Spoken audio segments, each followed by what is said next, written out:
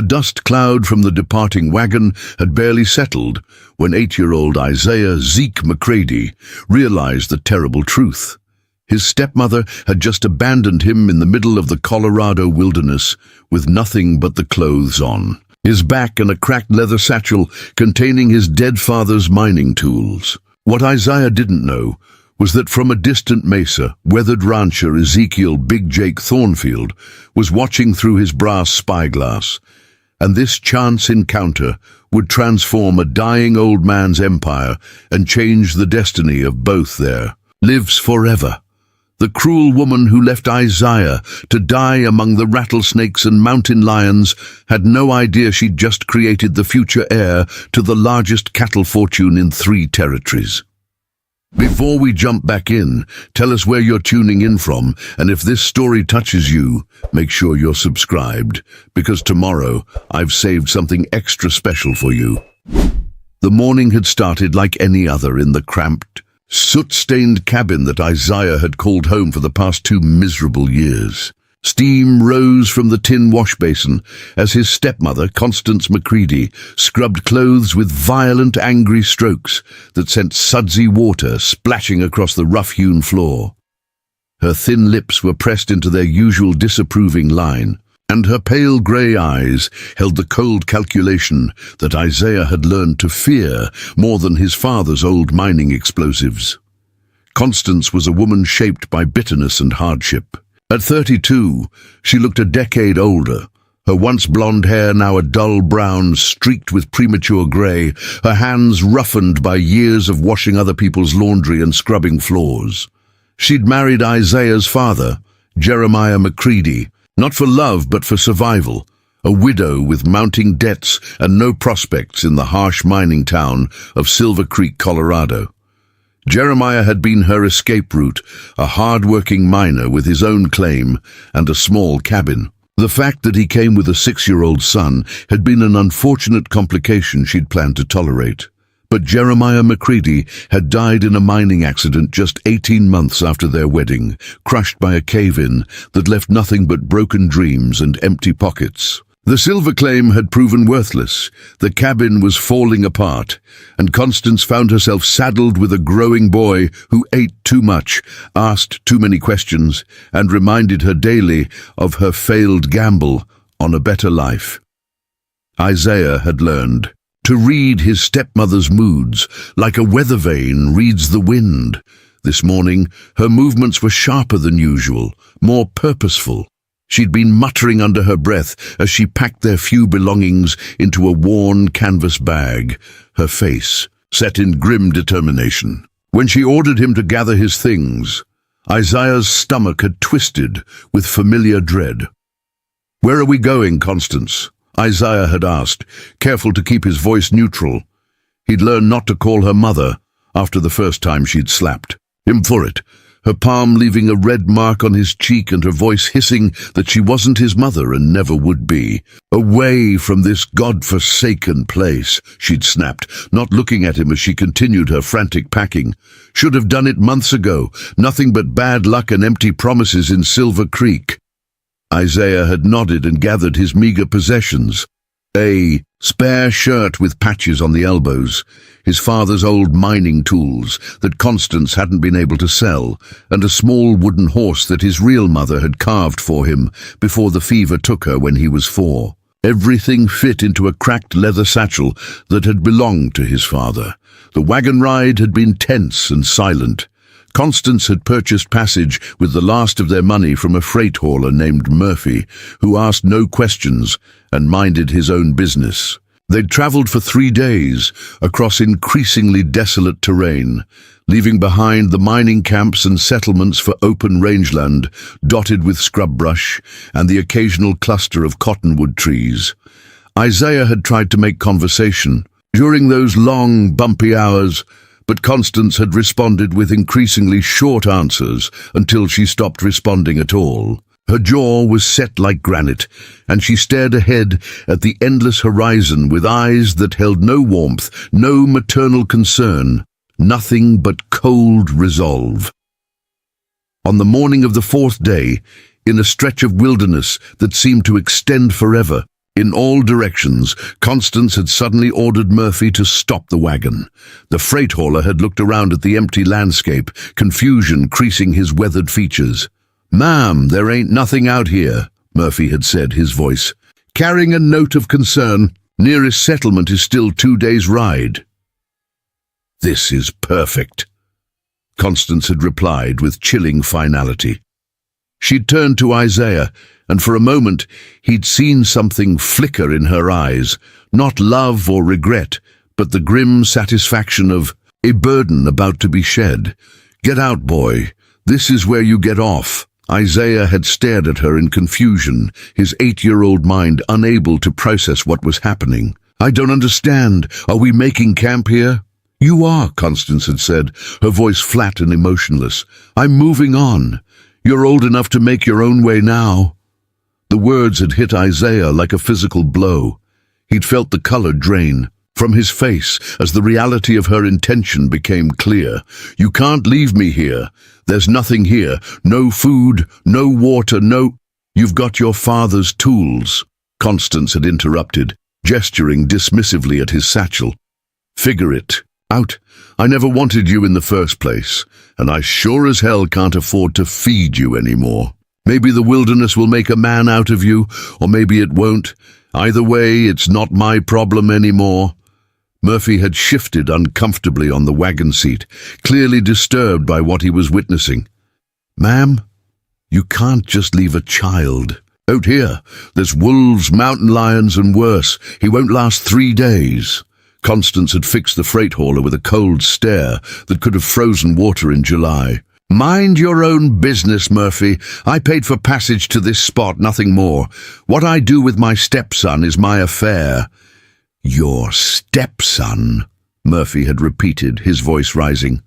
"Lady, this is murder, plain and simple. I won't be party to killing a child." "Then don't be," Constance had snapped. "Drive away and forget you ever saw us. The boy's not your responsibility any more than he is mine." Isaiah had climbed down from the wagon on shaking legs, clutching his satchel with white-knuckled hands. The enormity of his situation was beginning to sink in. He was about to be abandoned in the middle of nowhere by the only family he had left. The vast Colorado wilderness stretched endlessly in all directions, broken only by distant mesas and the occasional hawk circling overhead. "Please," Isaiah had whispered, his voice barely audible above the whisper of wind through the sagebrush. "Don't leave me here. I'll be good, I promise. I won't eat much. I won't ask for anything." Constance had already climbed back onto the wagon seat, her face set in stone. "You should have thought of that before you became such a burden. Maybe this will teach you some responsibility." Murphy had looked down at Isaiah with genuine sympathy in his weathered eyes. "Boy, I'm sorry. If I could take you with me, I would. But she's paying for this trip," and he'd trailed off, clearly struggling with his conscience.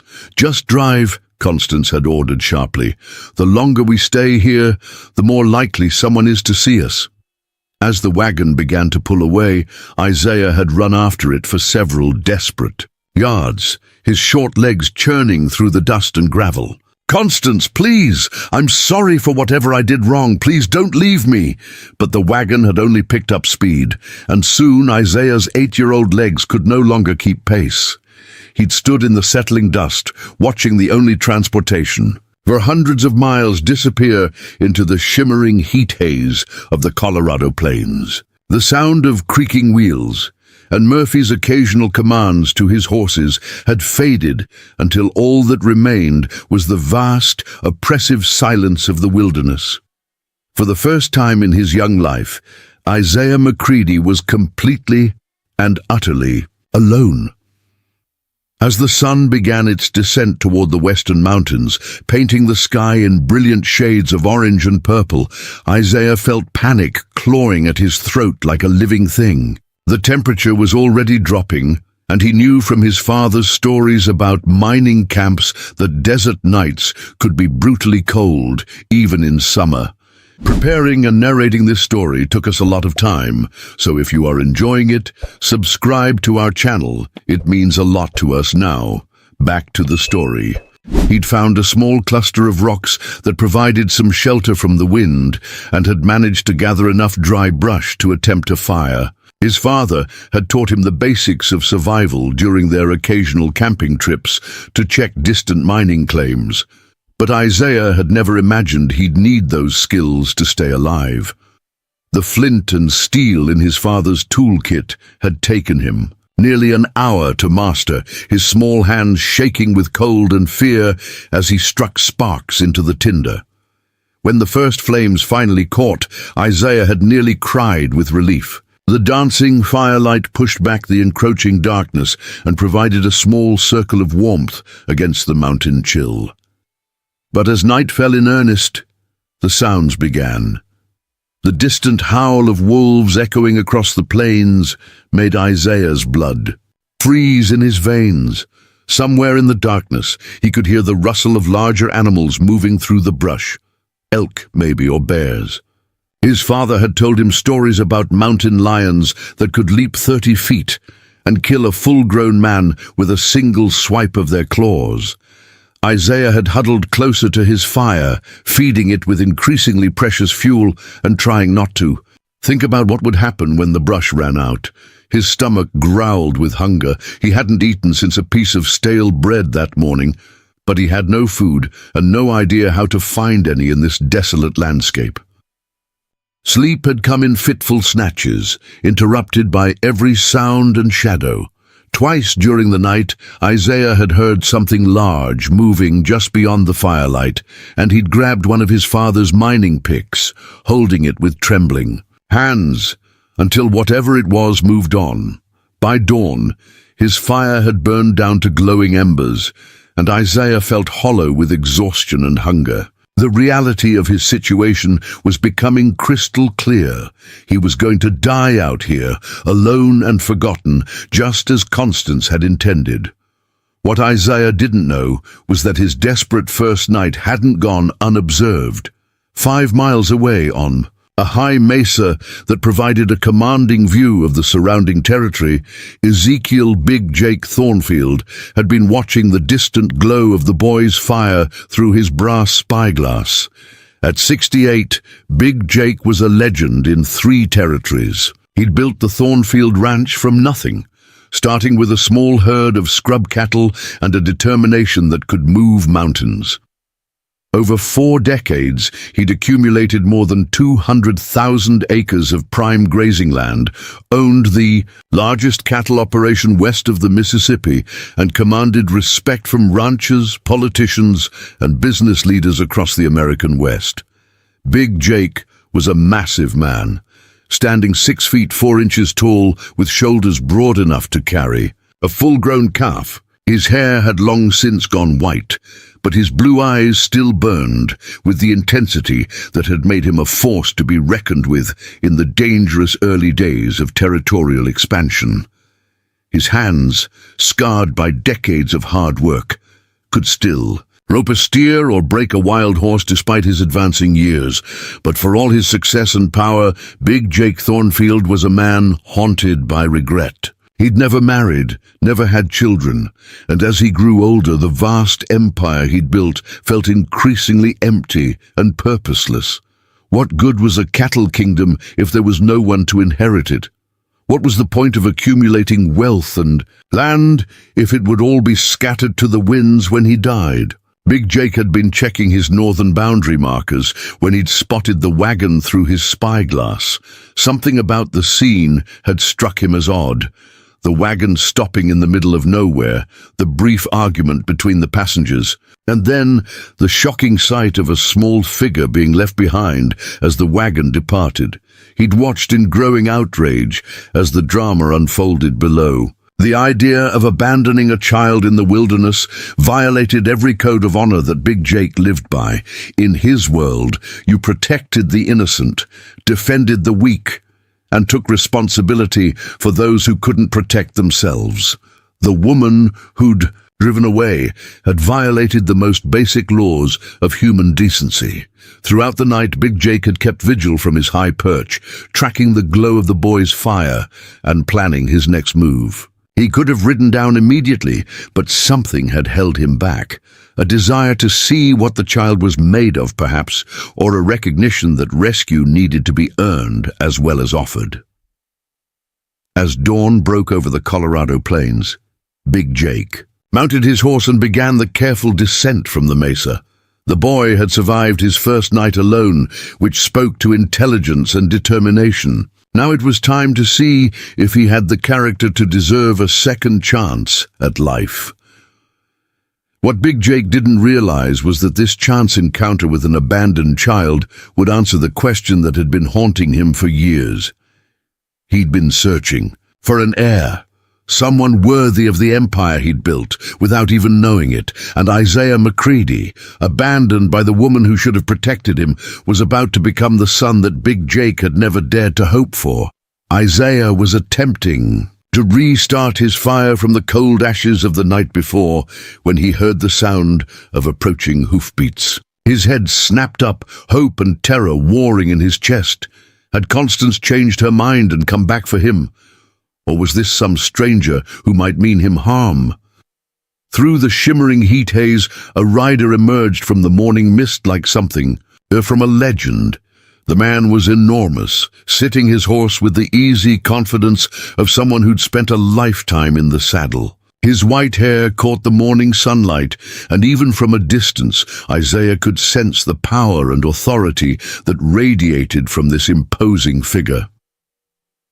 Big Jake reined in his horse about 20 feet away, studying the boy with sharp blue eyes that missed nothing.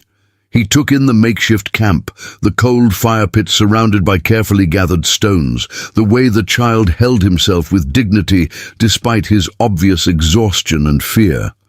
Most importantly, he noticed that the boy didn't immediately beg for help or break down in tears. There was steel in this young spine, even if it was bent by hardship. "Morning, son," Big Jake said, his voice carrying the authority of someone accustomed to being obeyed. "Looks like you've had yourself quite an adventure." Isaiah straightened his shoulders, drawing on reserves of pride he didn't know he possessed. "Good morning, sir. I'm managing just fine, thank you." Big Jake's weathered face creased into what might have been a smile. The boy had spirit. He'd give him that. "Is that so? And where might you be managing your way to, if you don't mind my asking?" The question hit Isaiah like a physical blow because he had no answer. He had no destination, no plan, no hope beyond surviving the next few hours. But he refused to show weakness in front of this intimidating stranger. "West," Isaiah said simply, gesturing toward the distant mountains. "I'm heading west." "West is a mighty big direction," Big Jake observed, dismounting from his horse with the fluid grace of a much younger man. "Mind if I share your fire? Coffee always tastes better with company." Isaiah nodded, grateful for any human contact, even as he remained wary. He watched in fascination as Big Jake efficiently rebuilt the fire and produced a battered coffee pot and provisions from his saddlebags. Within minutes, the rich aroma of coffee and bacon filled the morning air, making Isaiah's stomach clench with desperate hunger. "Coffee's almost ready," Big Jake said, seemingly oblivious to the boy's obvious hunger. "You look like you could use some breakfast." It was the kindness in the stranger's voice that finally broke through Isaiah's carefully maintained composure. Tears began to stream down his dirt-stained face as 2 days of terror, exhaustion, and despair finally overwhelmed his young defenses. "She left me," Isaiah whispered, his voice breaking. "My stepmother left me here to die. She said I was a burden, and she couldn't afford to feed me anymore. She just drove away and left me with nothing." Big Jake's face darkened with fury, but his voice remained gentle when he spoke to the boy. "What's your name, son?" "Isaiah McCready," the boy managed between sobs. "My friends call me Zeke." "Well, Zeke McCready," Big Jake said, settling down beside the fire and pouring coffee into a tin cup. "My name is Ezekiel Thornfield, and I want you to know that what happened to you wasn't right.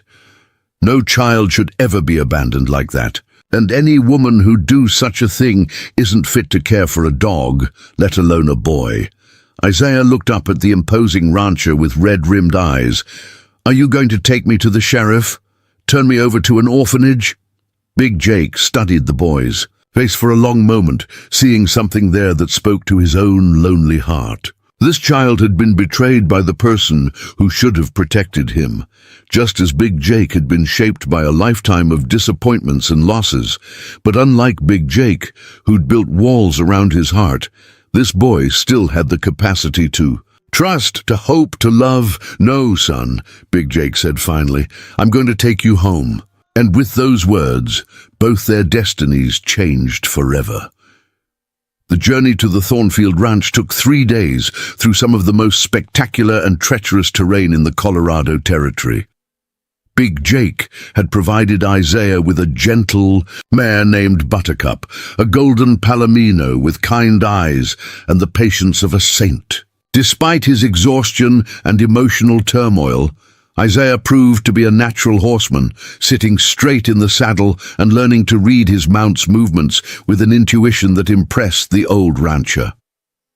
As they rode through narrow canyon, passes and across windswept mesas, Big Jake began to understand the depth of the boy's character.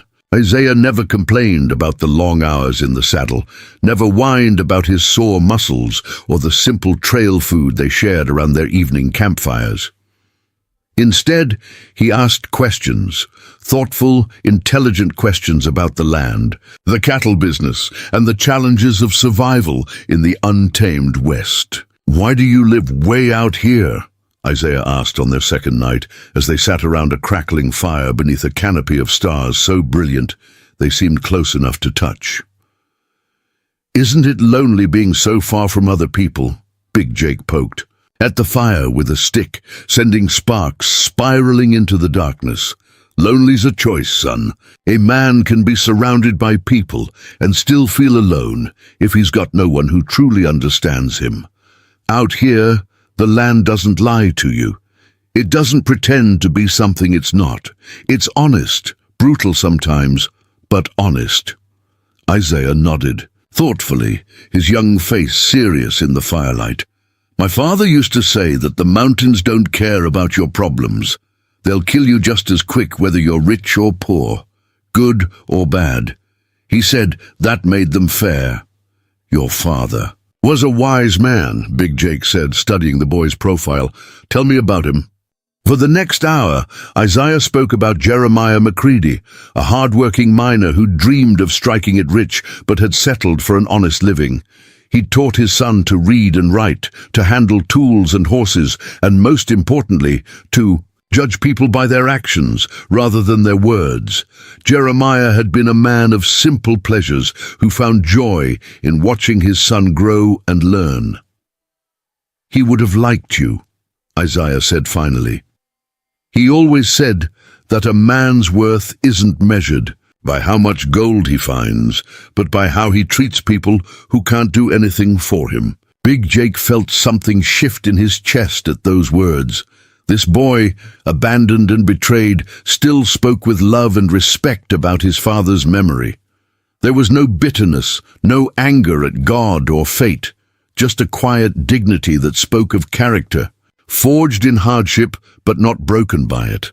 On the morning of the third day, they crested a ridge that opened onto a vista that took Isaiah's breath away. The Thornfield Ranch spread below them like a promised land, stretching as far as the eye could see in every direction. Rolling grasslands dotted with thousands of cattle, barns and corrals that looked like miniature cities, and in the center of it all, a ranch house that seemed to dwarf every building Isaiah had ever seen. "This is all yours," Isaiah whispered, his voice filled with awe. 230,000 acres, Big Jake said with quiet pride. "Took me 42 years to build it from nothing. Started with a dozen head of scrub cattle and a dream, bigger than my common sense." As they rode down into the valley, Isaiah began to understand the true scope of Big Jake's empire. They passed groups of cowboys herding cattle, each group managing more animals than Isaiah had seen in his entire life. The ranch hands tipped their hats respectfully to Big Jake, but Isaiah noticed they also looked at him with curious eyes. Word traveled fast in a place like this, and everyone would be wondering about the boy riding beside their boss. The ranch house itself was a marvel of frontier architecture, 2 stories of hand-hewn logs and native stone with a wraparound porch that could have sheltered half the population of Silver Creek. Smoke rose from multiple chimneys, and flower gardens planted around the foundation spoke of a woman's touch, even though Big Jake had told Isaiah he'd never married. "Maria Consuela tends the house," Big Jake explained, noticing Isaiah's questioning look at the flowers. "Been with me for 15 years. She's got strong opinions about how a proper home should look, and I learned long ago not to argue with her about such things." As they approached the house, a woman emerged onto the porch, a sturdy Mexican woman in her 50s, with graying hair and sharp, dark eyes that seemed to take in everything at once. Maria Consuela had served as Big Jake's housekeeper, cook, and unofficial conscience for longer than most people had known him, and she was one of the few people on earth who could speak to him as an equal. "Senor Jake," Maria called out in accented English, her hands on her hips as she studied the boy riding beside her employer. "You bring home another stray, see? First it was that 3-legged dog, then the orphaned colt, now a boy. What am I supposed to do with a child?" But Isaiah saw the warmth in her eyes, despite her stern words, and when Big Jake helped him down from his horse, Maria was already moving toward them with the bustling efficiency of someone preparing to care for another human being. "This is Isaiah McCready," Big Jake said formally. "He'll be staying with us for a while. The boy's had some hard times, Maria. See that he gets fed proper and has a decent room." Maria looked Isaiah up and down, taking in his thin frame, dirty, her clothes, and the exhaustion that clung to him like dust from the trail. Her expression softened as she recognized the signs of a child who'd been through more than any young person should endure. "Ay, Dios mío," she murmured, gathering Isaiah into her arms despite having known him for less than a minute. "Look at you, Niño. Thin as a rail and tired as an old man. Come, we get you cleaned up and fed. Everything else can wait." Isaiah had never imagined that such luxury could exist on the frontier. The Thornfield Ranch house was furnished with pieces that had been freighted in from Denver, St. Louis, and even New York, hand-carved furniture, Persian rugs, oil paintings in gilt frames, and books. Hundreds and hundreds of books lined the walls of Big Jake's study, more books than Isaiah had ever seen in one place. Maria led him to a room on the 2nd floor that was larger than the entire cabin he'd shared with Constance. It had real glass, windows with curtains, a bed with a mattress so thick he could sink into it, and a washstand with a mirror and porcelain basin. Most miraculous of all, there was a bathtub, an actual porcelain bathtub that Maria, filled with hot water, carried up from the kitchen. "You soak until that dirt comes off," Maria commanded, producing soap that smelled like lavender and towels softer than anything Isaiah had ever felt. "I find you clean clothes. That shirt you wearing, it good for nothing but rags now." As Isaiah sank into the hot water, feeling weeks of grime and exhaustion wash away, he tried to process everything that had happened to him. 3 days ago, he'd been abandoned to die in the wilderness. Now he was soaking in a bathtub that probably cost more than most people earned in a year, in a house that seemed like something from a fairy tale.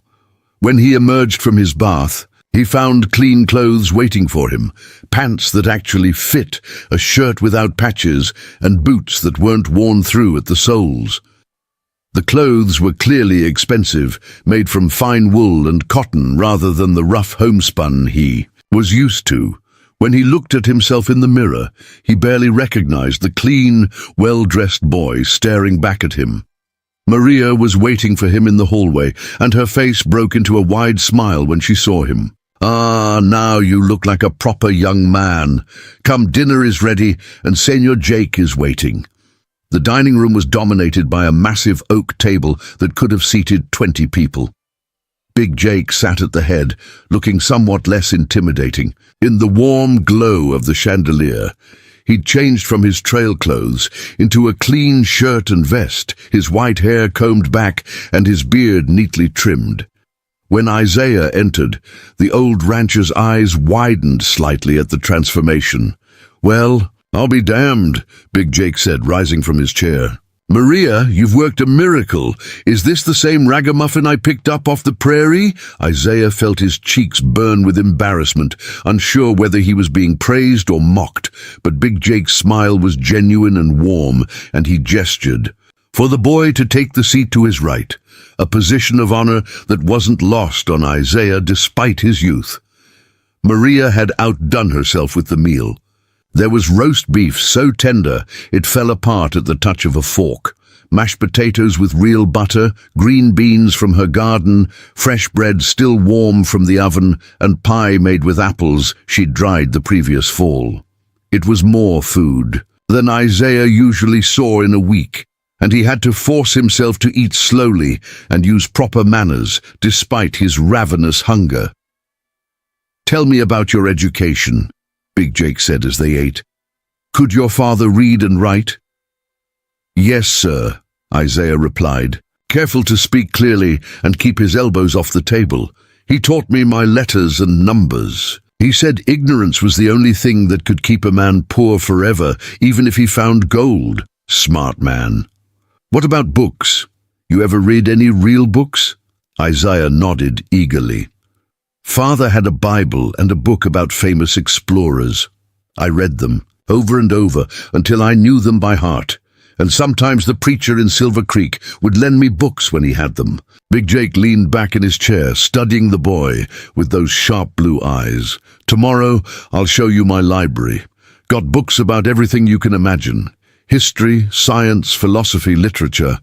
A man's mind is like a muscle, son. Exercise it or it gets weak." As the meal progressed, Big Jake began to share stories about the early days of the ranch.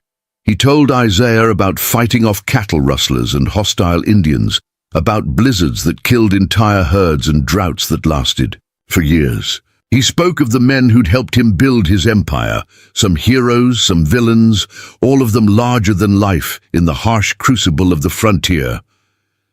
"Why are you telling me all this?" Isaiah asked during a pause in the storytelling. Big Jake set down his coffee cup and looked at the boy with an expression that was both calculating and kind. "Because I'm trying to figure out what you're made of, son. A man can learn a lot about someone by how they listen to stories. You ask good questions, and you don't interrupt. That tells me you respect other people's experiences, even when they're different from your own." Isaiah felt as if he were being evaluated, though he wasn't sure for what. "Are you going to keep me here, or are you just resting before you take me to an orphanage?" The question hung in the air like smoke from a gun.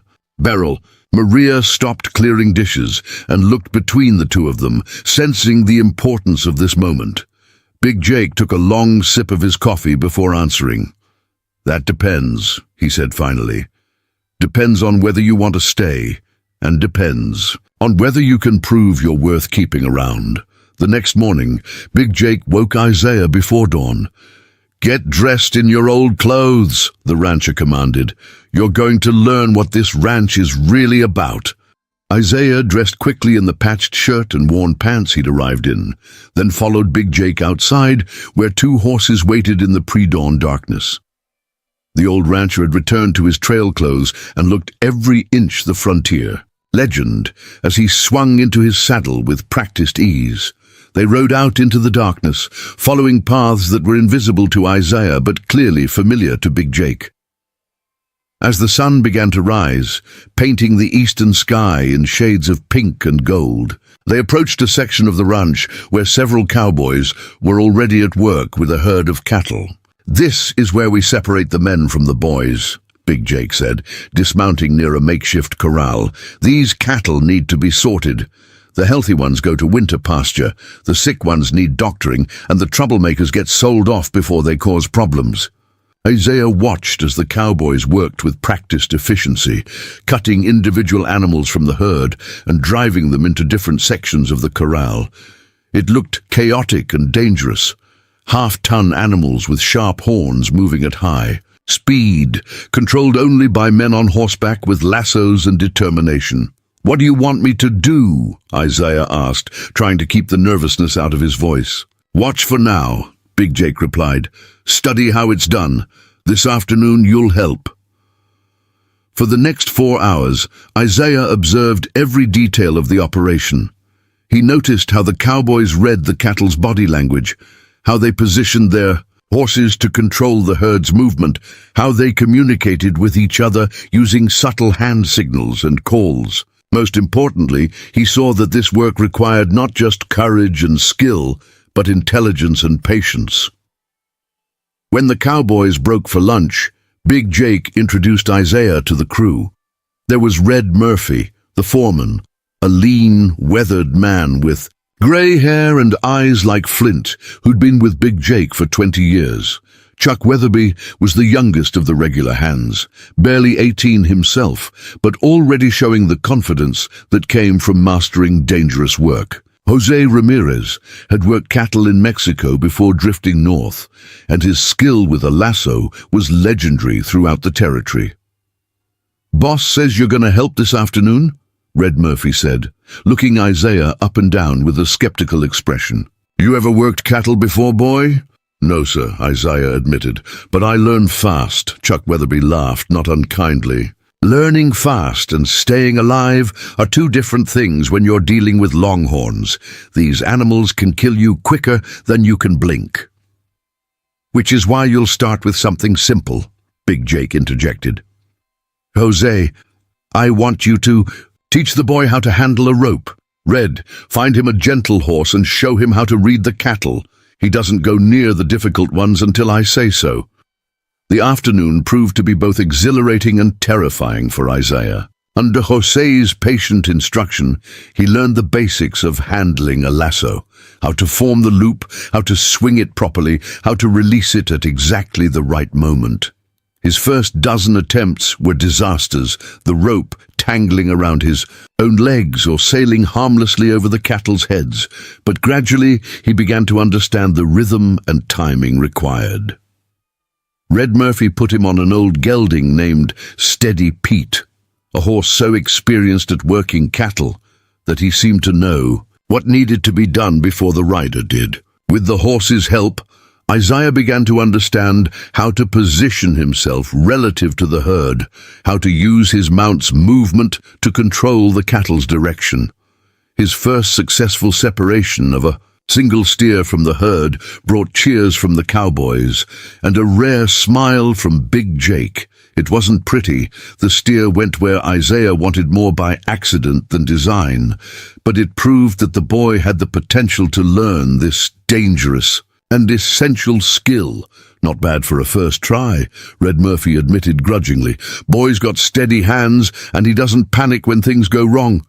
That's more than I can say for most beginners." As the sun set behind the western mountains, painting the sky in brilliant shades of orange and purple, Isaiah felt something he hadn't experienced since his father's death, a sense of accomplishment and belonging. The work was hard and dangerous, but it was also honest and meaningful. These men respected skill and courage, and they were willing to teach those qualities to anyone willing to learn. "You did good today, son," Big Jake said as they rode back toward the ranch house. "Better than I expected for your first time. But this was just a taste. Tomorrow, we'll see if you can handle more responsibility." Isaiah nodded, too tired to speak but filled with a quiet determination. Whatever test Big Jake had in mind, he would meet it. He'd found something worth fighting for. A chance to belong, to become part of something larger than himself, to earn his place in this empire built on courage and determination. He didn't know it yet, but Big Jake Thornfield had already begun. To see in Isaiah McCready the son he'd never had, and the heir his empire desperately needed. The old rancher had built his kingdom with his own hands, but it would take someone younger and stronger to carry it into the future. And perhaps, just perhaps, that someone was riding beside him through the gathering darkness, dreaming of tomorrows. Challenges and opportunities.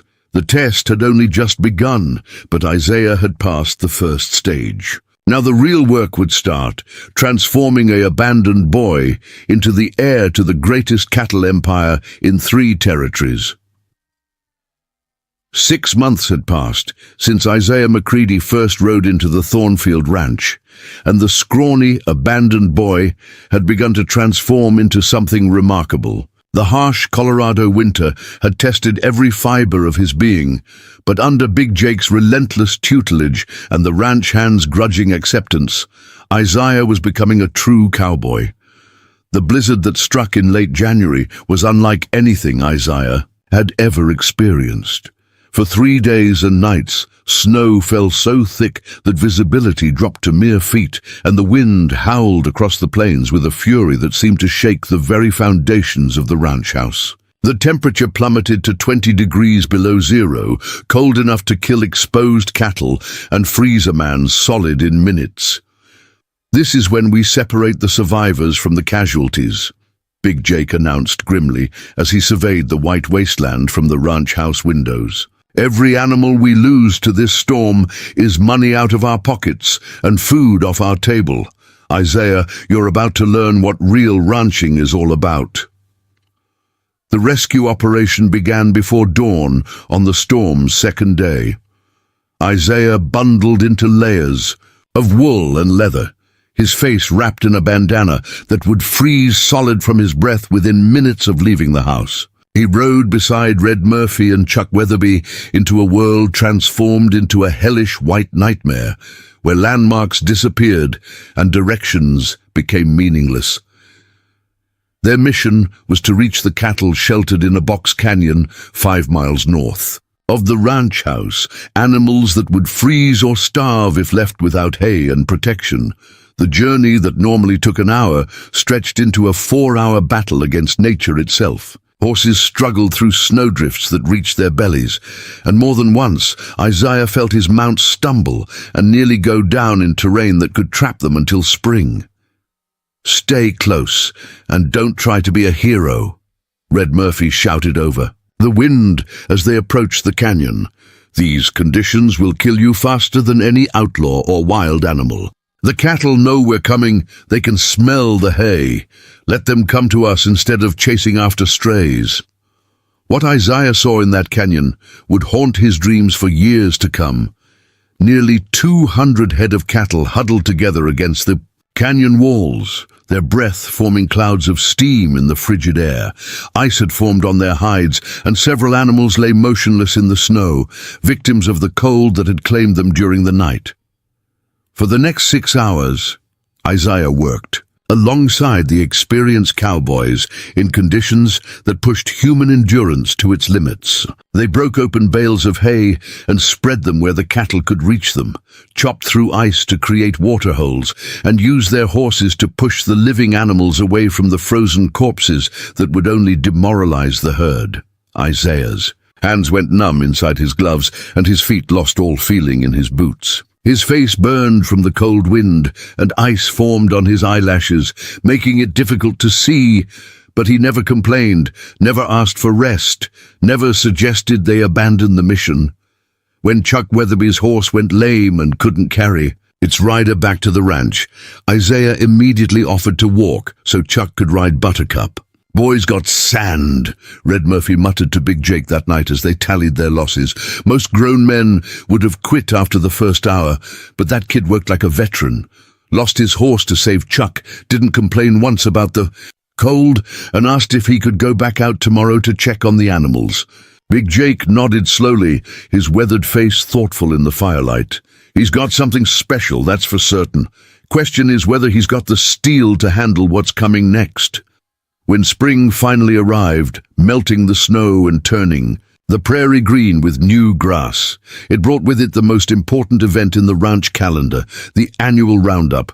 For 6 weeks, every cowboy on the Thornfield Ranch would work from dawn to dusk, gathering cattle scattered across 200,000 acres, sorting them, branding the new calves, and preparing the marketable steers for the drive to Denver. Isaiah had been looking forward to his first roundup since the day he'd arrived at the ranch. He'd spent the winter months learning to ride like a Comanche, rope like a Mexican vaquero, and read cattle behavior like an Apache tracker. Big Jake had personally overseen his education, teaching him not just the practical skills of ranch work, but the business side as well. How to estimate an animal's weight, judge its health, and calculate the profit margin that meant the difference between prosperity and bankruptcy. "This roundup will determine your future here," Big Jake told Isaiah on the morning the work began. "I've been patient with you, son, given you time to learn and grow, but this ranch isn't a charity operation. Every man here has to pull his weight, and that includes you. If you can't handle the work, if you can't keep up with experienced hands, then maybe it's time we talked about finding you a different situation."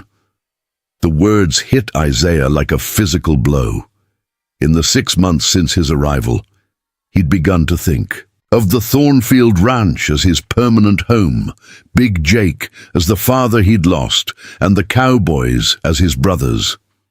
The possibility of being sent away, not in cruelty like Constance had done, but in disappointed recognition that he simply wasn't good enough, terrified him more than any blizzard or stampeding cattle. "I won't let you down," Isaiah promised, his young voice carrying a determination that impressed even the skeptical Red Murphy.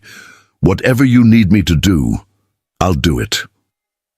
The roundup began in the pre-dawn darkness with the entire crew assembled. In the main corral, 15 experienced cowboys, each a master of his trade, along with Isaiah, the only rider under 20 years old, and the only one whose position on the crew was still in question. Big Jake assigned the territories with military precision, sending teams of riders to sweep specific sections of the vast ranch and drive all cattle toward designated gathering points.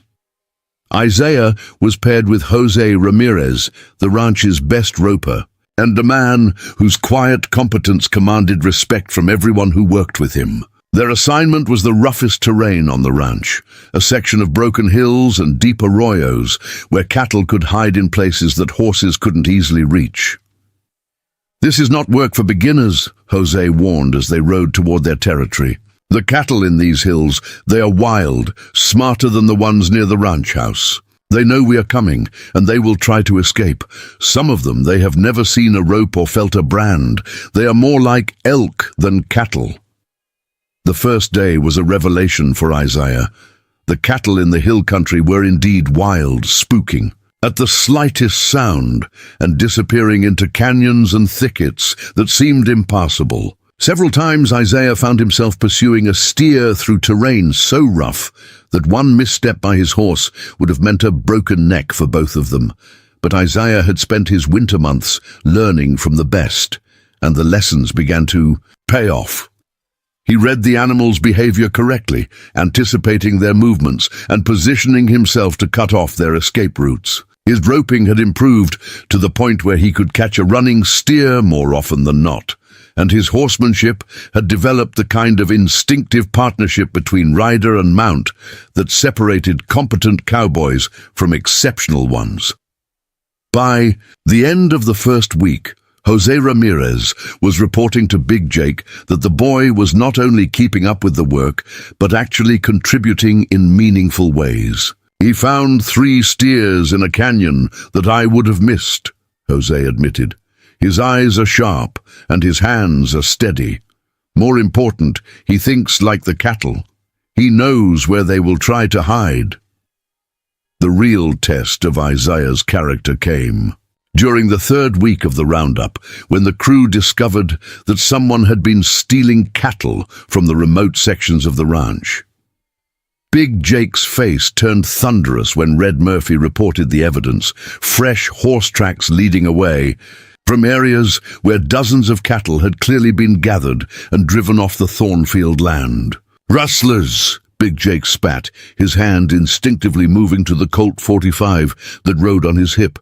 "Son of a bitches think they can steal from me because we're busy with the roundup. They're about to learn different." Cattle rustling was the deadliest. Crime on the frontier, worse than horse theft or bank robbery because it struck at the foundation of a rancher's livelihood. Every animal stolen represented months of investment in feed, labor, and care, and the men who stole them knew they faced a rope or a bullet if caught. Big Jake organized a pursuit party consisting of his 5 most experienced fighters: Red Murphy, Jose Ramirez, Chuck Weatherby, and 2 others. Isaiah begged to be included, but Big Jake initially refused. "This isn't roundup work, son," the old rancher explained. "These are dangerous men we're going after, killers who will shoot first and ask questions later. You're not ready for that kind of fight." But when the trackers determined that the rustlers had driven nearly 100 head of prime cattle toward the Badlands, Big Jake reconsidered. They would need every man who could ride and shoot, and Isaiah had proven his courage during the winter storm. More importantly, the boy had developed an almost supernatural ability to track and find cattle in difficult terrain. "You can come," Big Jake decided, "but you follow orders without question, and you stay behind cover unless I tell you. Otherwise, these men will kill you as quick as they'd swat a fly, and I won't have your death on my conscience." The pursuit led them into the most desolate country Isaiah had ever seen, a landscape of red rocks and dry washes where the sun beat down like a hammer and water was scarcer than gold. The rustlers had chosen their route carefully, driving the stolen cattle through terrain that would slow pursuit and provide natural fortifications if they were forced to make a stand. Isaiah's tracking skills proved invaluable. Where the more experienced cowboys saw only rock and sand, he could read the subtle signs that marked the passage of a large herd: disturbed stones, scattered droppings, the faint impressions left by hundreds of hooves. His young eyes could spot details that older men missed, and his intuitive understanding of cattle behavior helped predict the route the thieves would take. On the second day of pursuit, they found the rustlers' camp in a box canyon that should have been impregnable. 4 men with a reputation for violence had driven the stolen cattle into the canyon's mouth and prepared to defend their position with rifles and the confidence that came from choosing the ground for a fight. "There's no way out of that canyon, except the way they went in," Red Murphy observed grimly. "They can pick us off easy if we try a frontal assault."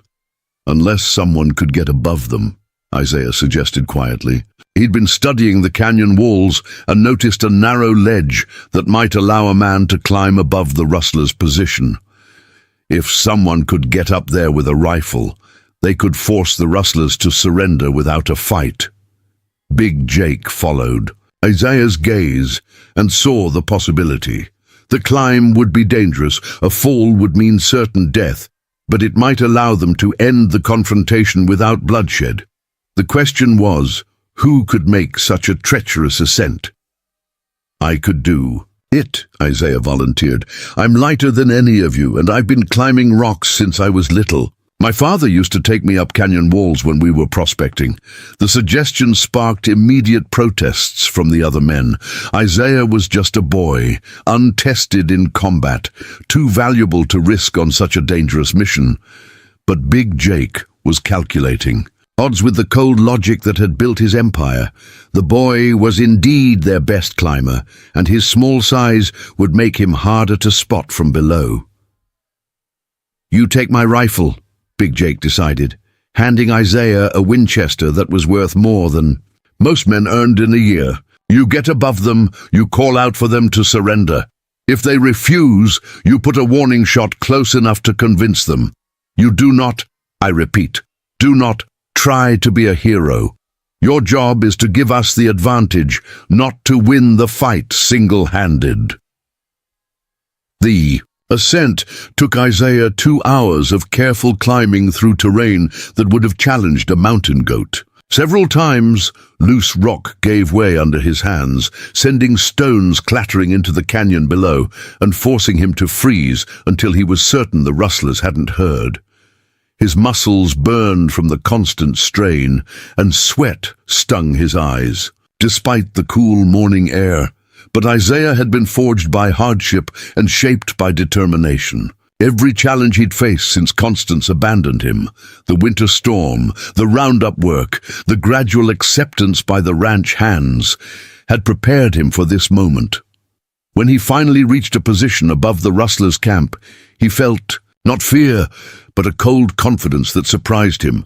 The thieves were exactly where Isaiah had expected them to be, positioned behind a natural rock wall with their rifles trained on the canyon mouth. They were tough men, with the weathered faces and hard eyes of professional criminals, but they had made the mistake that all men make when they think they hold all the advantages.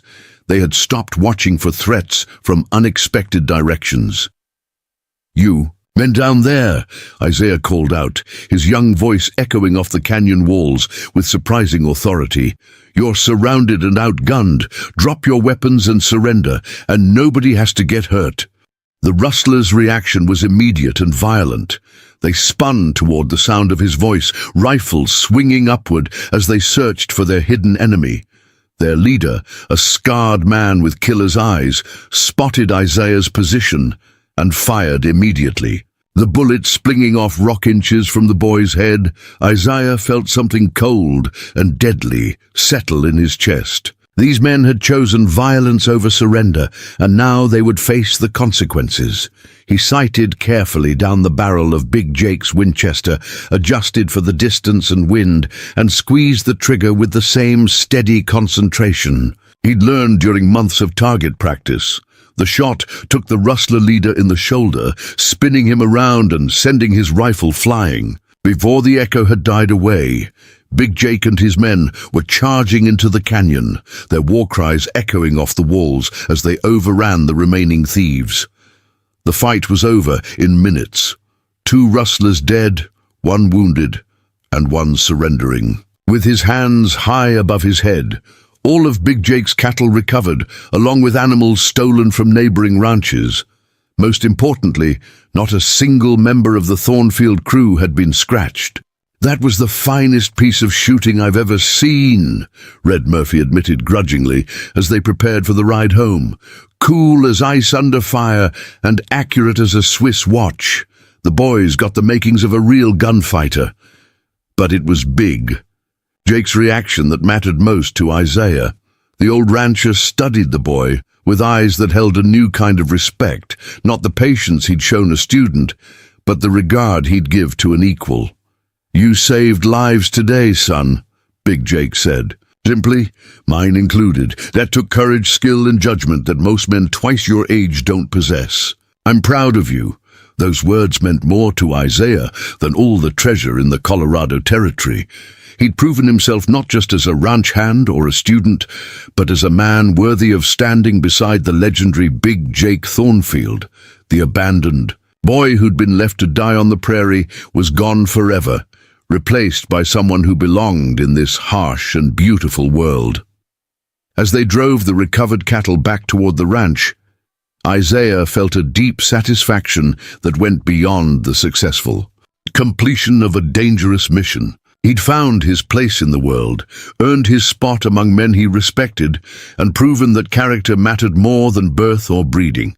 What he didn't know was that Big Jake Thornfield was already making plans that would change both their lives forever.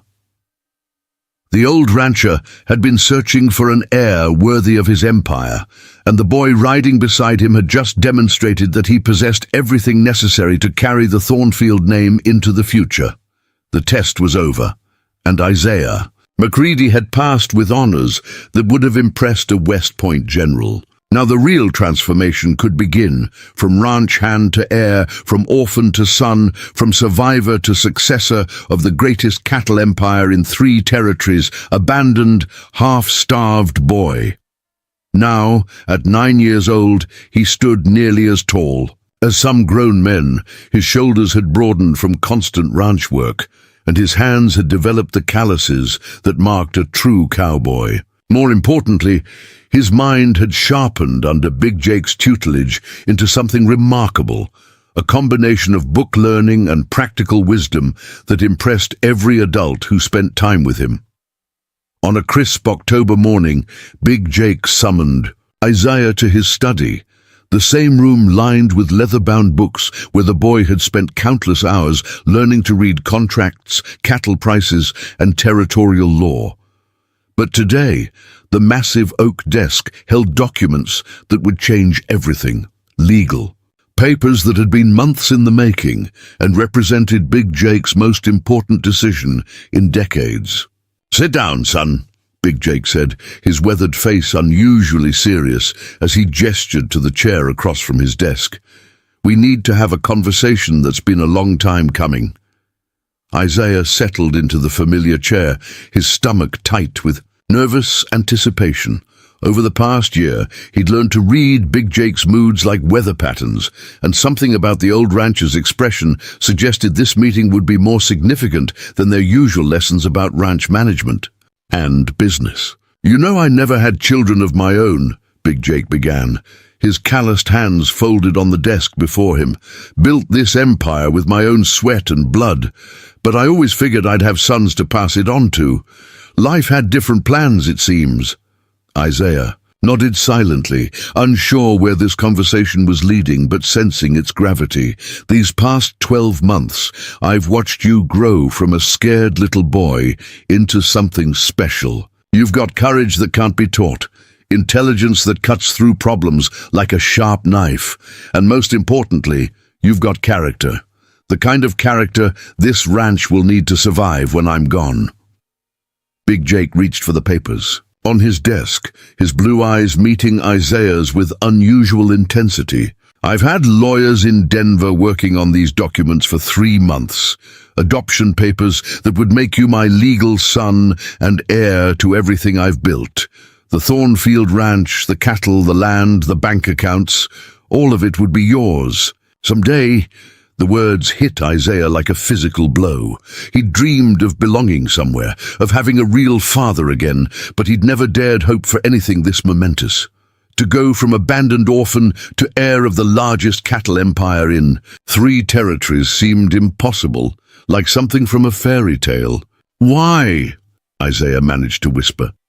"Why would you do that for me?" Big Jake's stern expression softened into something approaching tenderness. "Because you've earned it, son. Because you've proven yourself in ways that go beyond blood or birth. And because I've come to love you like the son I never had but always wanted." The admission hung in the air between them, heavy with emotion that neither man found easy to express. Big Jake Thornfield was not known for sentiment or displays of feeling, but Isaiah could see the truth in his eyes. This gruff, powerful man had opened his heart to an orphaned boy and found the family he'd been missing his entire life. "There's just one problem," Big Jake continued, his expression darkening. "Your stepmother, Constance McCready, is still legally your guardian according to territorial law. These adoption papers can't be filed until she either consents to the adoption or formally abandons her parental rights." Isaiah felt cold dread settle in his stomach. "You're going to contact her, but she left me to die. She said she never wanted to see me again." "I know what she did, son, and it burns my soul to think about it. But the law is the law, and we have to follow proper procedures if we want this adoption to be legal and permanent. I've had investigators tracking her down, and they finally found her in a mining camp near Leadville. She's going to be served with papers tomorrow." 2 weeks later, Isaiah was helping Jose Ramirez repair fence line in the south pasture when one of the younger ranch hands came galloping up with news that made the boy's blood run cold. A woman claiming to be his stepmother had arrived at the ranch house demanding to see Big Jake, and she'd brought a lawyer with her from Denver. Isaiah's hands trembled as he set down his tools and mounted Buttercup for the ride back to the ranch house. For over a year, he'd managed to push thoughts of Constance McCready to the back of his mind, focusing instead on his new life and the family he'd found with Big Jake. But now, she was back, like a nightmare returning to haunt his dreams. The woman, waiting in Big Jake's study, bore little resemblance to the bitter, desperate creature who'd abandoned Isaiah on the prairie. Constance had clearly come into money from somewhere. Her dress was new and expensive, her hair was professionally styled, and she wore jewelry that sparkled in the afternoon sunlight streaming through the windows. More ominously, she was accompanied by a thin, sharp-faced man in an expensive suit who introduced himself as attorney Marcus Blackwood from one of Denver's most prestigious law firms. "Isaiah, my dear boy," Constance exclaimed when he entered the study, her voice dripping with false sweetness. "Look how you've grown. I hardly recognize you." Isaiah stared at her with undisguised hatred, his young face hardening into an expression that would have done credit to Big Jake himself. "What do you want, Constance? You made it clear you never wanted to see me again." Her smile faltered slightly at his cold reception, but she quickly recovered her composure. "I know I made some difficult decisions when your father died. Times were hard, and I wasn't thinking clearly. But I've come to make amends and reclaim my stepson." "Reclaim?" Big Jake's voice was deadly quiet, and Isaiah could see the old rancher's hand hovering near his gun belt. "You abandoned this boy in the wilderness to die. You told him he was a burden and drove away without looking back. Now you want to reclaim him?" Attorney Blackwood stepped forward with an oily smile that didn't reach his eyes. "Mr. Thornfield, my client acknowledges that she may have made some poor decisions during a time of great emotional stress. However, the law is quite clear. Mrs. McCready is Isaiah's legal guardian, and she has every right to reclaim custody of her stepson." "She signed papers," Big Jake snarled. "Abandonment papers that transfer custody to me." "Ah, but that's where things become interesting," Blackwood replied, producing a thick sheaf of documents from his briefcase. "My client was under extreme duress when she signed those papers. She was grieving, penniless, and not of sound mind. Any court in Colorado would rule that her signature was obtained under coercion." Isaiah felt the world spinning around him as he realized what was happening. Constance hadn't come back out of love or regret. She'd come back because she'd learned about Big Jake's wealth and wanted her share. The expensive clothes, the Denver lawyer, the sudden maternal concern, it was all an act designed to get her hands on the Thornfield fortune. "How much money did it take to buy you that new dress?" Isaiah asked, his voice cutting through the legal double talk like a blade. "How much did someone pay you to come back and pretend you care about me?" Constance's mask slipped for just a moment, revealing the cold calculation beneath. "I don't know what you mean, Isaiah. I've simply come to realize my mistakes and want to repair our relationship." But Big Jake's sharp eyes had caught something that the others missed. A slight reaction from Attorney Blackwood when Isaiah mentioned money changing hands. The old rancher's mind, sharpened by decades of business negotiations, began putting pieces together with dangerous clarity. "Who's paying for your lawyer, Constance?" Big Jake asked quietly. "Denver attorneys don't come cheap, and last I heard you were flat broke. Someone's bankrolling this little reunion, and I want to know who." The silence that followed was electric, with tension. Constance and her attorney exchanged glances that confirmed Big Jake's suspicions, while Isaiah felt a growing sense of dread as he realized his newfound family was under attack from enemies he couldn't even identify. The truth came out 3 days later through Big Jake's network of contacts in Denver's business community. Marcus Blackwood was indeed a real attorney, but his primary client wasn't Constance McCready. It was the Denver and Rio Grande Railroad, a company that had been trying to acquire Thornfield ranch land for a proposed rail line through the Colorado territory. "They've been after my land for 2 years, Big Jake explained to Isaiah as they sat in the study reviewing the information his investigators had uncovered. "Offered to buy me out for a fraction of what the ranch is worth, then tried intimidation when I refused. Now they're playing their trump card, using your stepmother to challenge the adoption and create legal chaos that might force me to sell." The railroad strategy was diabolical in its simplicity. If they could prove that Isaiah's adoption was illegal due to Constance's lack of consent, it would throw the entire inheritance into question. Without a clear heir, Big Jake's empire would be vulnerable to legal challenges, creditor claims, and forced sales that could break up the ranch and make the land available for railroad development. They've promised Constance $50,000 if she successfully regains custody of you, Big Jake continued, his voice tight with fury. Enough money to make her rich for life, and all she has to do is destroy our family and steal your future. Isaiah felt sick as the full scope of the conspiracy became clear. He wasn't just a pawn in Constance's greed. He was a weapon being used by powerful men who saw the Thornfield Ranch as nothing more than an obstacle to their railroad profits.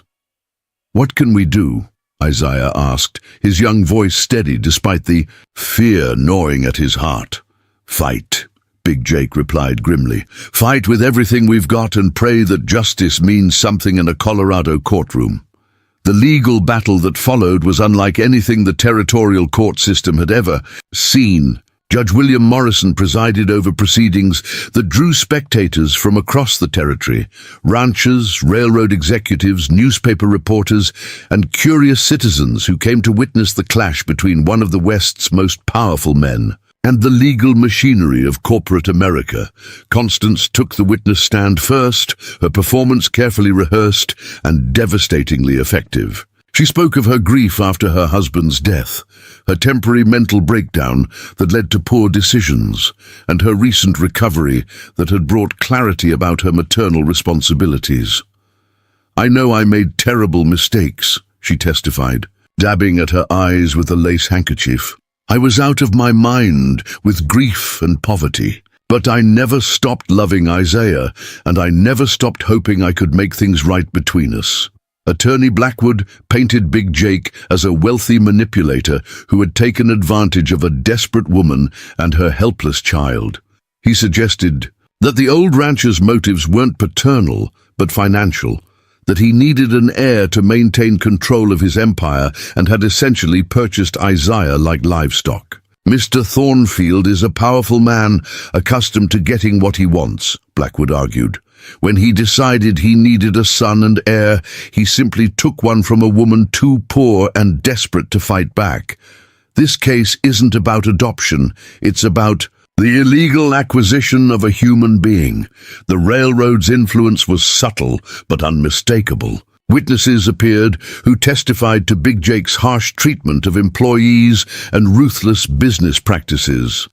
Documents were produced suggesting financial irregularities in the ranch's operations. Newspaper articles questioned whether an unmarried man of Big Jake's age was suitable to raise a young boy, but Big Jake had advantages that his enemies hadn't counted on. He'd spent 40 years building relationships throughout the territory, and those relationships paid dividends when he needed them most. Ranch hands testified to Isaiah's transformation from abandoned waif to confident young man. Neighbors spoke of Big Jake's fairness and integrity in business dealings. Most importantly, Doc Patterson, the territory's most respected physician, provided medical testimony about Isaiah's condition when Big Jake had first brought him to town. Evidence of neglect and abuse that made Constance's claims of maternal love ring hollow. "This boy was half-starved and traumatized when Mr. Thornfield found him," Doc Patterson testified. "His physical condition was consistent with prolonged neglect and emotional abuse. Whatever mistakes Mrs. McCready made, they were serious enough to nearly kill this child." The case's turning point came when Judge Morrison announced that he would hear testimony from Isaiah himself. At 9 years old, the boy was technically too young to have his preferences given legal weight, but the judge wanted to understand the child's perspective before making his decision. Isaiah approached the witness stand with calm dignity that impressed everyone in the courtroom. He'd grown tall for his age, and the months of ranch work had given him a presence that seemed far beyond his years. When he placed his hand on the Bible to take his oath, his voice was steady and clear. "Isaiah," the judge began gently, "do you understand why we're all here today?" "Yes, sir," Isaiah replied, Constance wants to take me away from my real family so she can get money from the railroad company. The blunt statement caused a stir in the courtroom, but Isaiah continued with devastating honesty. He described his life with Constance after his father's death, the constant criticism, the demanding work, the clear message that he was unwanted and unloved. He spoke of the day she abandoned him, leaving him to die in the wilderness without a backward glance. She told me I wasn't her problem anymore, Isaiah testified, his young voice carrying across the silent courtroom. She said maybe the wilderness would make a man out of me, or maybe it wouldn't, but either way, she didn't care. Then he spoke about his life with Big Jake, the patient teaching, the genuine affection, the sense of belonging he'd found at the Thornfield Ranch. He talked about learning to read and write, about working cattle and earning the respect of grown men, about finally having a father who wanted him around. Mr. Thornfield never made me feel like a burden, Isaiah said, looking directly at the judge. He made me feel like a son. He's teaching me to run the ranch so I can take care of it when he's gone. He's giving me a future instead of just trying to get rid of me.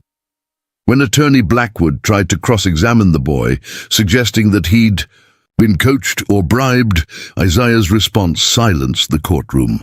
Nobody had to teach me to love my father, Isaiah said simply, and nobody had to teach me to see through lies. Constance doesn't want me back because she loves me. She wants me back because someone is paying her to destroy my family. The raw honesty in the boy's voice, combined with the obvious intelligence and maturity he displayed, made a profound impression on Judge Morrison. This wasn't a child who could be easily manipulated or fooled. This was a young man who understood exactly what was at stake and had chosen his side based on love rather than money. Judge Morrison recessed the court for 2 hours to consider his decision. During that time, Big Jake and Isaiah waited in the courthouse hallway, surrounded by supporters who'd come to show their solidarity. Ranch hands, neighbors, business associates, and townspeople who'd watched Isaiah's transformation gathered to await the verdict that would determine the boy's future. When court reconvened, the judge's expression was grave but resolute. He looked out over the packed courtroom, his eyes settling briefly on Isaiah before beginning to speak. This case presents a conflict between legal technicalities and moral realities, Judge Morrison began. The law clearly states that Mrs. McCready retains parental rights over her stepson. However, the evidence presented in this courtroom paints a disturbing picture of abandonment, neglect, and a conspiracy to use a child as a pawn in a larger financial scheme. He paused, letting his words sink in before continuing. After careful consideration, I find that Mrs. McCready's abandonment of Isaiah constituted a clear relinquishment of her parental rights. Her recent attempt to reclaim custody appears to be motivated not by maternal concern, but by financial incentives provided by third parties with their own agenda. Constance's face went white as she realized what was coming. Therefore, I hereby terminate Mrs. McCready's parental rights and approve Mr. Thornfield's petition for adoption. Isaiah McCready shall henceforth be known as Isaiah Thornfield, with all the rights and privileges of a natural-born son. The courtroom erupted in cheers from Big Jake's supporters, while Constance and her attorney sat in stunned silence. Isaiah felt tears streaming down his face as the reality of the judge's words sank in. He was truly part of the Thornfield family now, legally and permanently. But even as he celebrated his victory, Isaiah couldn't shake the feeling that this battle was just the beginning. The railroad had invested too much in their scheme to give up easily, and Constance's hatred had been revealed as something dark and dangerous that wouldn't be satisfied by a single legal defeat. The boy who'd been abandoned on the prairie was now the legal heir to one of the West's greatest fortunes, but he'd also made enemies who would stop at nothing to destroy everything he'd gained. The real test of his character was just beginning. 6 months after the custody hearing, the Thornfield Ranch had settled into what seemed like peaceful prosperity. Isaiah Thornfield. The name still sent a thrill through the boy every time he heard it, had grown into his role as heir apparent with remarkable grace. At 10 years old, he commanded respect from ranch hands twice his age and demonstrated a natural aptitude for the complex business of running a cattle empire that amazed even Big Jake. But beneath the surface tranquility, dark currents were stirring. The Denver and Rio Grande Railroad had not accepted their legal defeat gracefully, and their operatives had been quietly working to undermine the Thornfield Ranch through more subtle means. Cattle had begun disappearing from remote pastures in small numbers, too few to constitute major rustling, but enough to create financial pressure over time. Water rights had been challenged in territorial courts by mysterious claimants with deep pockets. Most ominously, several of the ranch's key business partners had suddenly found better deals elsewhere, as if someone was systematically buying away the Thornfield Ranch's commercial relationships.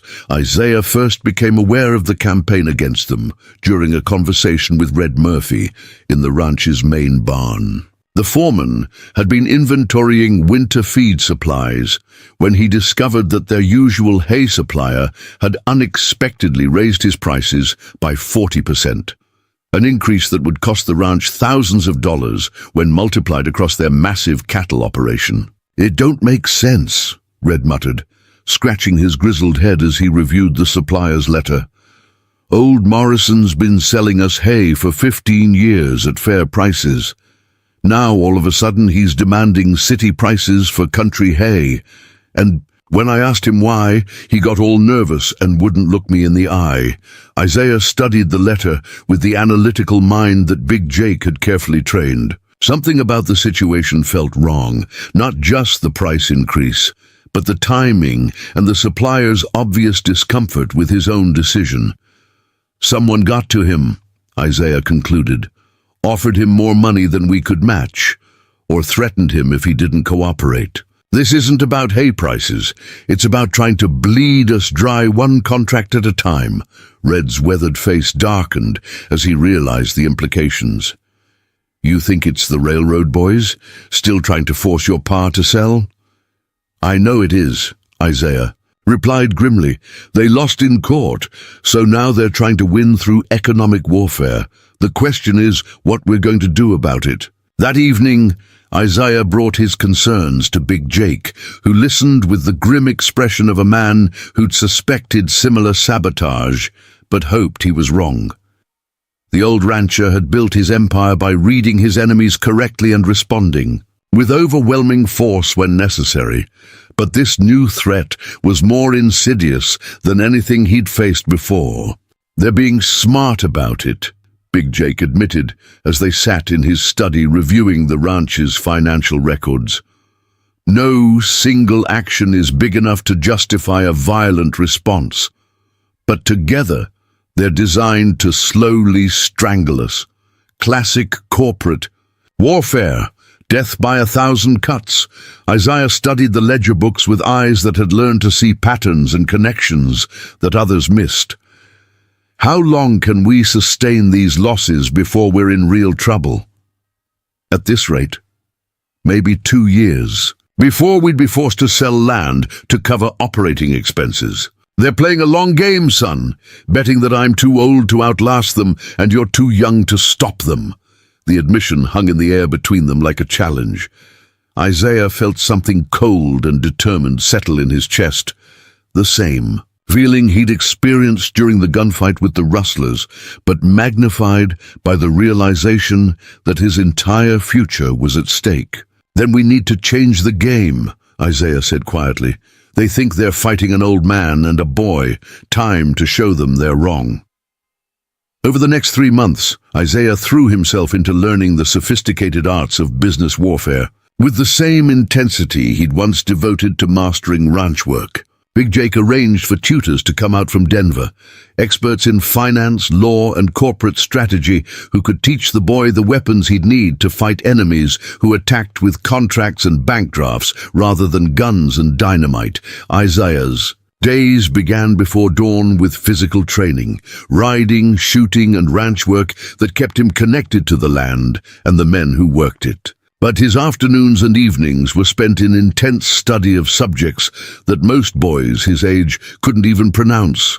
Corporate law, railroad financing, territorial politics, and the complex web of relationships that governed business in the rapidly developing West.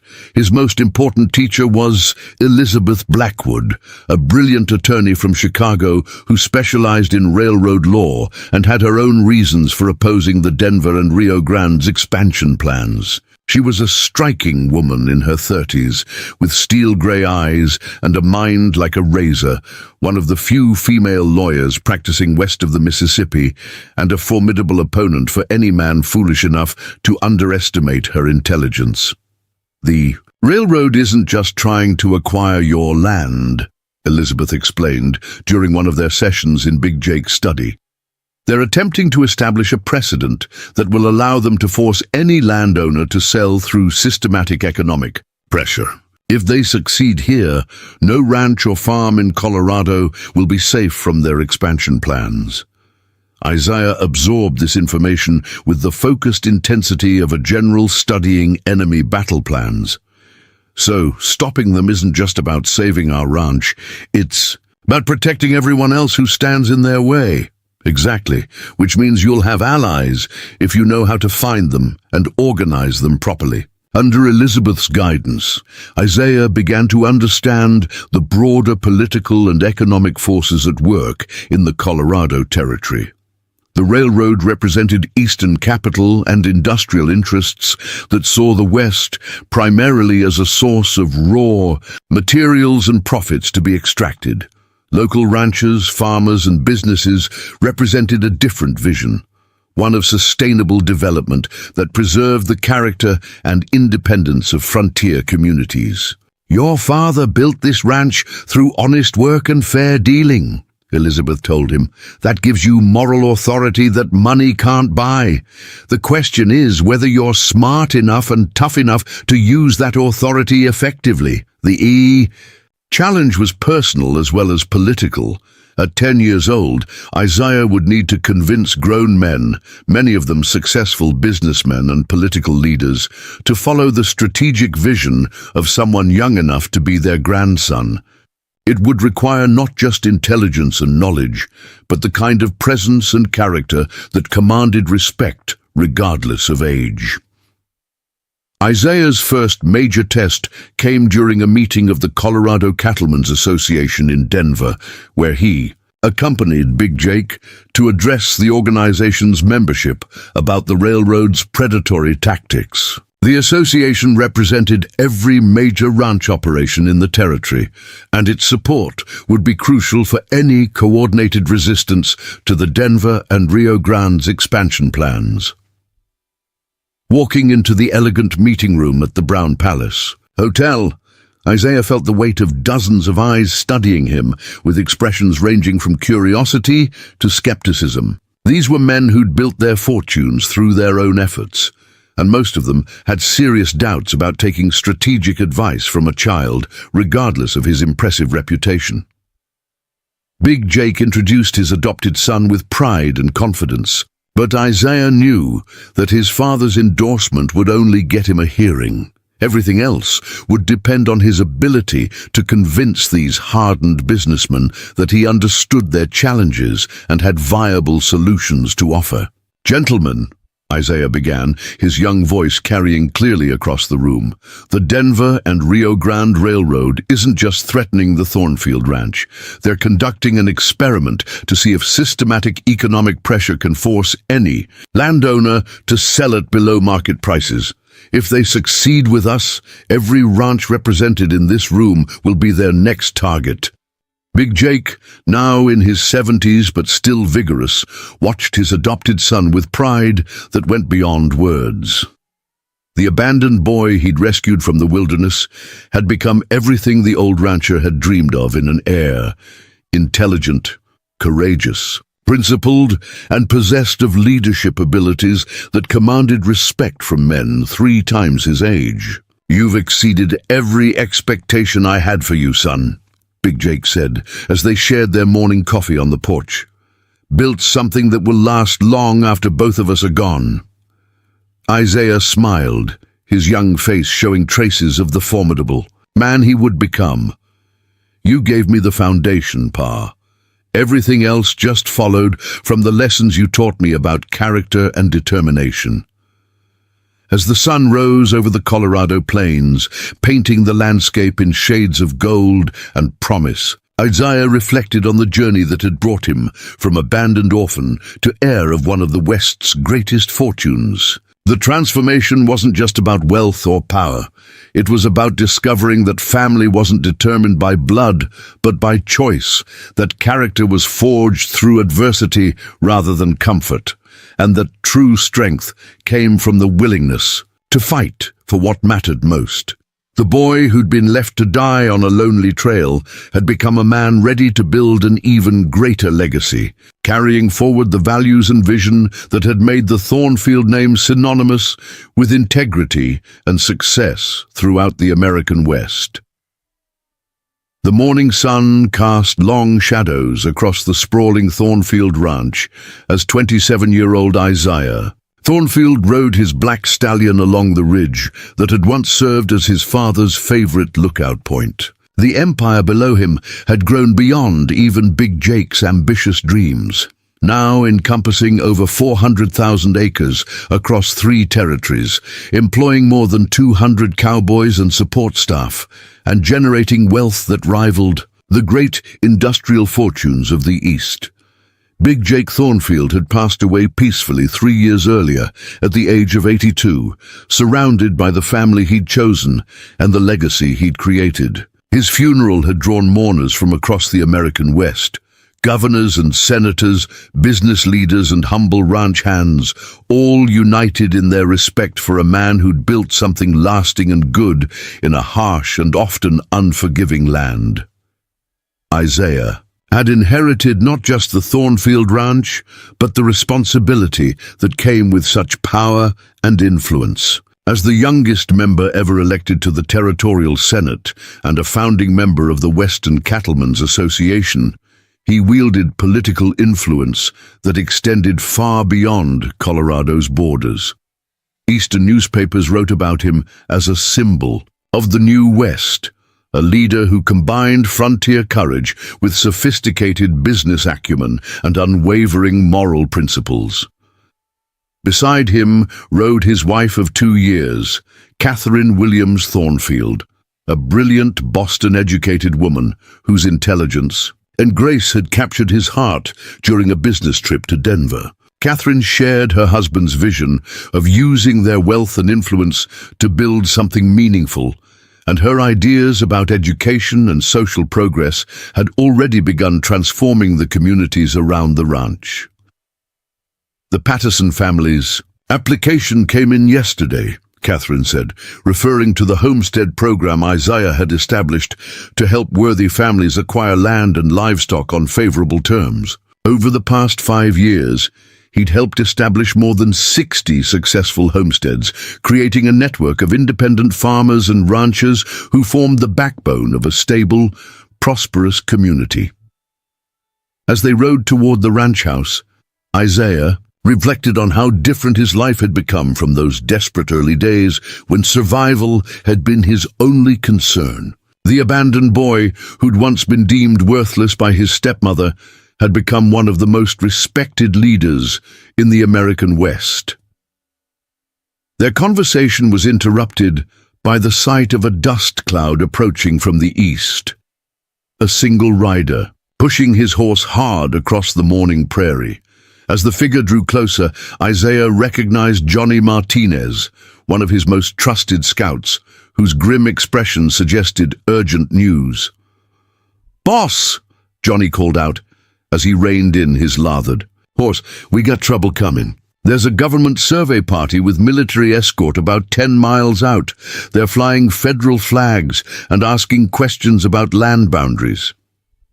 Isaiah felt a familiar coldness settle in his chest, the same instinctive wariness that had kept him alive during the rustler fights and corporate battles of his youth. Federal survey parties usually meant someone with political connections was trying to challenge existing land titles. The confrontation came 2 days later when the federal party arrived at the ranch house, demanding to speak with the alleged owner of the Thornfield properties. The party was led by a pompous federal administrator named Harrison Blackwell, whose barely concealed hostility suggested that this visit was motivated by more than routine government business. "Mr. Thornfield," Blackwell announced in a condescending tone, "I represent the Federal Land Management Office, and we're conducting a comprehensive review of large land holdings in territories approaching statehood. There have been irregularities reported regarding the acquisition and maintenance of your properties." Isaiah studied the federal official with careful attention.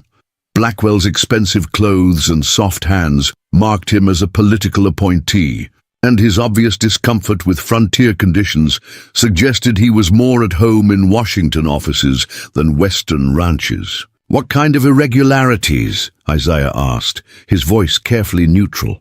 "Questions about the original land grants, the validity of various purchases, and compliance with federal regulations," Blackwell replied, producing a thick folder of documents. "We've received reports suggesting that some of these acquisitions may have involved questionable business practices." The accusations were vague, but clearly designed to create legal uncertainty about the ranch's ownership.